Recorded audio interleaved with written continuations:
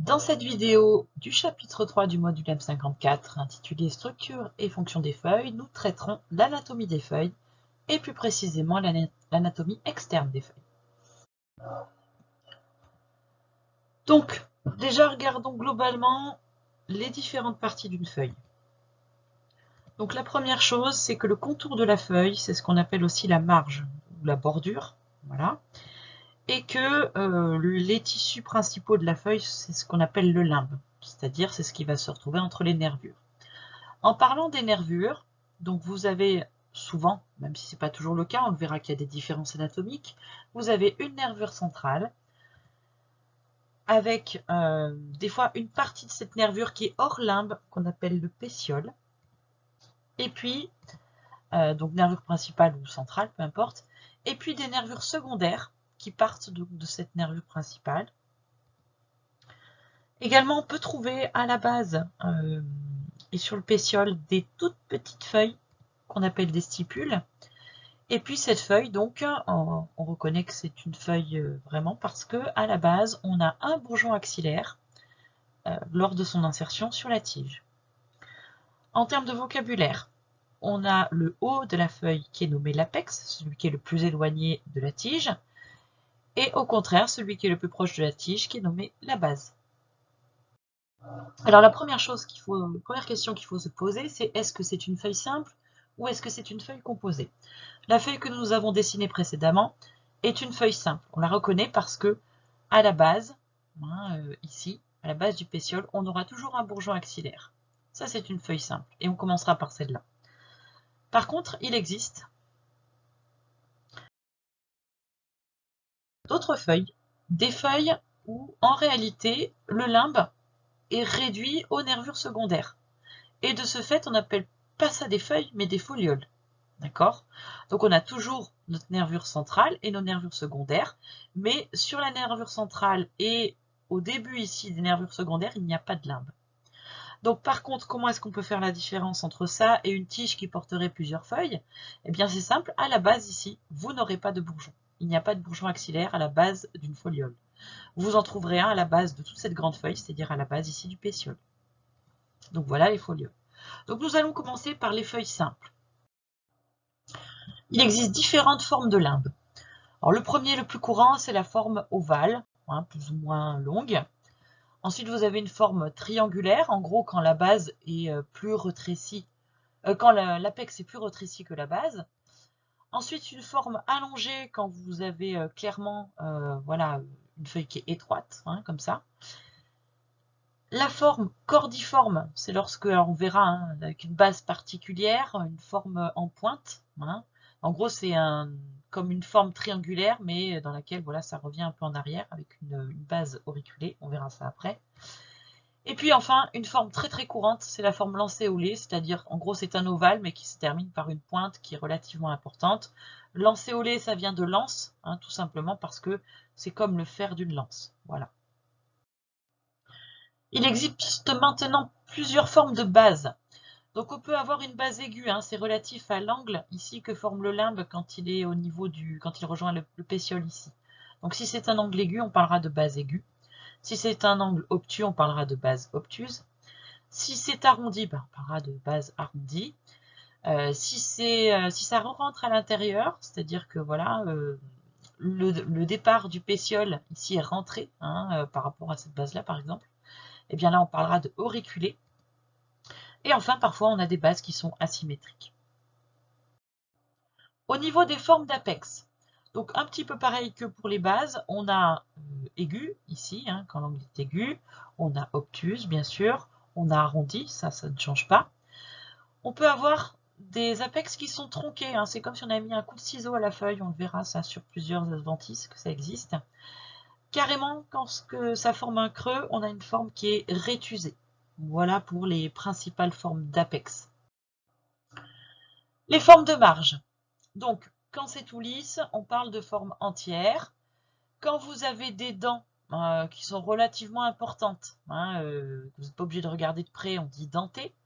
Par contre, quand les dents sont toutes petites, qu'il faut que vous y regardiez de plus près, attention, elles peuvent être très petites, on parle de denticulé.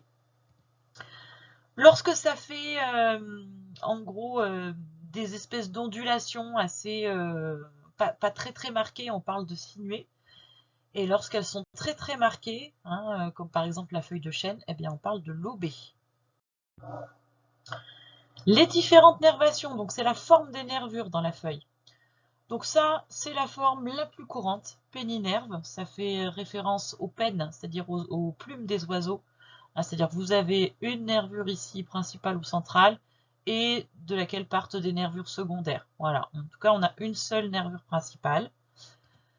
Concernant les parallélinerves, donc là, vous l'aurez compris, hein, ça concerne plutôt les monocotylédones. Donc en gros, il n'y a pas vraiment de nervure principale, toutes ont à peu près la même importance. Bon, des fois, on peut en avoir quand même une qui est plus importante au milieu, mais en tout cas, ce qui est sûr, c'est qu'elles ne se rejoignent pas. Et donc, vous en avez plusieurs comme ça qui sont parallèles. Enfin, et ça va concerner aussi des dicotes, hein, puisque vous allez avoir des ramifications, palmatinerve, donc ça fait référence aux pattes palmées des canards. Donc vous avez non pas une nervure principale, mais plusieurs. Ça peut être 3, ça peut être 5. C'est souvent 5 sur les érables, par exemple. Donc voilà, donc là c'est palmatinerve.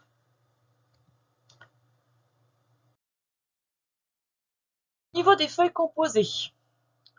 Donc, une des principales, ce sont les feuilles composées pennées. Alors, ici, on va même dire paripénées parce que le nombre de folioles est pair. C'est-à-dire que vous n'avez pas de folioles ici. Vous pouvez avoir très bien la même chose en composé, mais cette fois imparipéné, puisque vous avez une foliole terminale ici, et donc votre nombre de folioles est impair. Alors, ici, hein, c'est opposé, on peut avoir un léger décalage, dans ce cas-là on dira alterné, mais on compte le nombre de folioles pour savoir si c'est paripéné ou imparipéné. Voilà, ici la foliole terminale a toute son importance. Et puis, on a aussi une autre forme qui est relativement courante puisque présente chez beaucoup de fabacées, c'est la forme trifolie, qu'on va retrouver chez le trèfle, mais aussi chez la luzerne. Mon dernier point, disposition des feuilles sur la tige.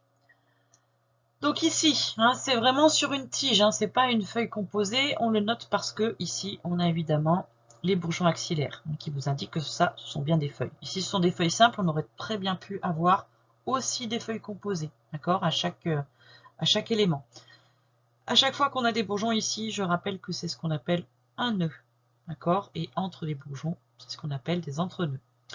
Alors, le premier type, c'est opposé. C'est lorsque deux feuilles démarrent du même endroit sur la tige.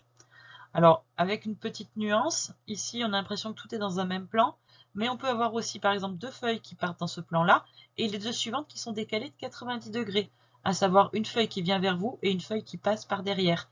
Et inversement ici, toujours dans ce plan qui est matérialisé ici sur le schéma, et puis inverse. Et dans ce cas-là, on parlera de opposé décuissé. Si vous les regardiez de dessus, vous verriez une croix, tout simplement. Autre type, c'est alterné. Alors là, c'est simple, vous avez donc aucune feuille qui ne part du même endroit sur la tige. Et de la même façon que vous aviez opposé décuissé tout à l'heure, vous pourriez très bien avoir aussi de temps en temps des feuilles qui ne sont pas dans ce plan-là, et même qui tournent comme une hélice au fur et à mesure voilà, que vous montez sur la tige. On parlera d'alterné hélicoïdal dans ce cas.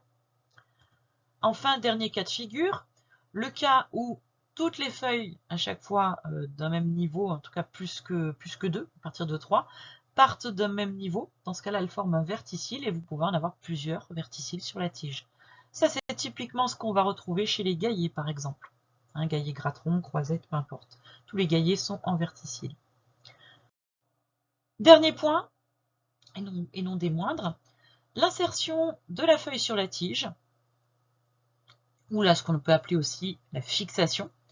Donc premier point, soit vous avez un pétiole qui attache la feuille à la tige, donc on parlera de pétiolet. Sinon, pétiole absent, alors c'est pas qu'il est absent, mais en réalité le limbe va jusqu'à la fin de la nervure et du coup il n'y a pas de pétiole sur notre feuille.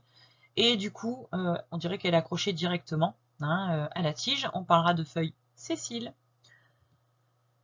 Autre cas de figure qu'on va beaucoup retrouver chez les monocotylédones et notamment chez les poacées, c'est lorsque on ne voit pas de pétiole, mais tout simplement ça forme une espèce de gaine. Voilà. Parce que si vous essayez de détacher la feuille, vous allez détacher la gaine qui entoure en fait la tige. Enfin, dernier point, ça va être plutôt pour les feuilles qui sont réticulées. Lorsque des parties du limbe vont même passer au-delà de la tige et c'est pour ça qu'on va parler de fixation ou d'insertion embrassante. Voilà. Donc, par contre, vous avez un document qui vous donne beaucoup plus d'éléments que cela.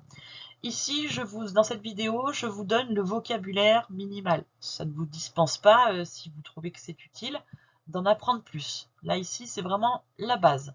D'accord? Normalement, cette base vous permet de à peu près vous débrouiller dans beaucoup de situations. Par contre, cela va nécessiter que vous entraîniez comme on l'a déjà fait en classe, hein, quand on est allé sur le terrain. Et donc, vous devez être capable, quand vous avez un rameau, de donner tous ces éléments-là. Donc voilà, le vocabulaire exigé minimum, c'est celui qui est dans cette vidéo. Si vous voulez pousser un peu plus loin, et rien ne vous l'interdit encore une fois, vous vous servez du vocabulaire supplémentaire qui est sur la feuille, qui vous indique d'autres formes, d'autres insertions, etc. D'accord? Il n'y a pas de, voilà, il n'y a pas d'interdiction là-dessus. Plus vous en saurez, mieux c'est. D'ailleurs, et pour ceux qui étaient sur le terrain l'ont bien compris, essayer comme ça d'identifier le vocabulaire et d'observer toutes ces différences permet aussi de se faciliter l'apprentissage des adventices. Hein, ça, je pense que certains ont pu le constater. Donc n'hésitez pas, il faut en user et en abuser. Voilà.